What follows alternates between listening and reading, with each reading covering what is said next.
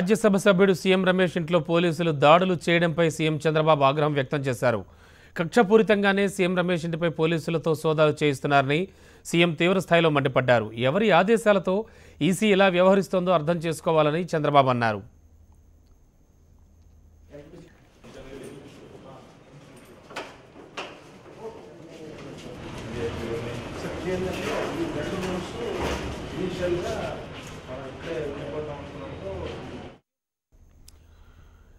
TDP Rajya Sabha సభ్యుడు CM Ramesh ఇంట్లో పోలీసులు దాడులు నిర్వహించడంపై సీఎం చంద్రబాబు ఆగ్రహం వ్యక్తం చేశారు.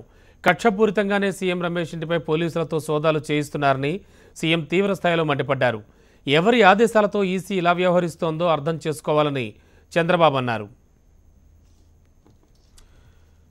అదనపు సమాచారం ఏపీ బ్యూరో చీఫ్ ఈశ్వర్ అందించడానికి సిద్ధంగా ఉన్నారు. ఈశ్వర్, ఈ దాడులపై ఎలాంటి వెర్షన్స్ వస్తూ ఉన్నాయి? ముఖ్యంగా చంద్రబాబు నాయుడు సీఎం వెర్షన్ ఎలా ఉంది, అలాగే ఏమంటూ ఉన్నారు నేతలు?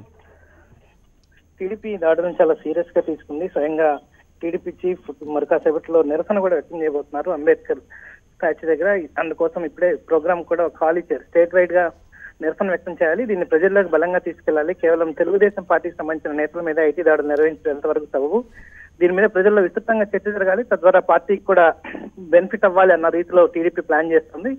వాస్తవానికి గత కొద్ది రోజులుగా స్టేట్ లో చూస్తే కేవలం తెలుగుదేశం పార్టీకి సంబంధించిన నాయకుల మీద, వాళ్ళ సానుభూతుల మీదే జరుగుతున్నాయి. అయితే ఐటీ నుంచి వస్తున్న సమాచారం ప్రకారం కేవలం తమకు వస్తున్న సమాచారం మేరకే ఖచ్చితంగా మేము చేయాల్సి ఉంటుంది కాబట్టి దాని ప్రకారం యాక్ట్ చేస్తున్న ఐటీ అధికారులు చెప్తున్నప్పటికీ తెలుగుదేశం పార్టీ అయితే దీన్ని నిన్న ప్రొద్దుటూరులో అక్కడ టీటీడీ చైర్మన్ మైదుకూరు టీడీపీ అభ్యర్థి అయిన పుట్టా సుధాకర్ యాదవ్ ఇంటి మీద ఐటీ దాడులు నిర్వహించింది. అయితే దాంట్లో కూడా పెద్దగా అక్కడ సోదాలు చేసినప్పటికీ వాళ్ళకి ఎట్లాంటి ఆధారాలు అక్కడ లభించలేదు. మళ్ళీ తిరిగి ఈ రోజు మరో కీలకమైన నేత, తెలుగుదేశం పార్టీలో కీలకమైన నేత, రాజ్యసభ సభ్యుడు సీఎం రమేష్ ఇంట్లో జరిగిన దాడిన తర్వాత వాళ్ళు పూర్తిగా ఎలక్షన్స్ లో మా మీద టార్గెట్ పెట్టినారు. డబ్బుల పంపిణీ మీద జరగకున్న తెలుగుదేశం పార్టీ కార్యకర్తలకి ఎక్కడి నుంచి అయితే మనీ పంపింగ్ స్టేషన్స్ ఉంటాయో వాటి మీద ఫోకస్ చేశారు. ఇట్లానే ఉంటే ఇబ్బంది అవుతుంది, అయినా ఈ ఇబ్బందిని కూడా ప్రజల్లోకి తీసుకెళ్లాలి, కేవలం మమ్మల్ని కక్షపూరితంగా ఈ విధంగా చేస్తున్నారు కాబట్టి మీరు వీటిని గమనించండి అనే ఉద్దేశంతో ముఖ్యమంత్రి స్వయంగా మరి కాసేపట్లో 11 గంటలకి టీడీపీ శ్రేణులు రాష్ట్ర వ్యాప్తంగా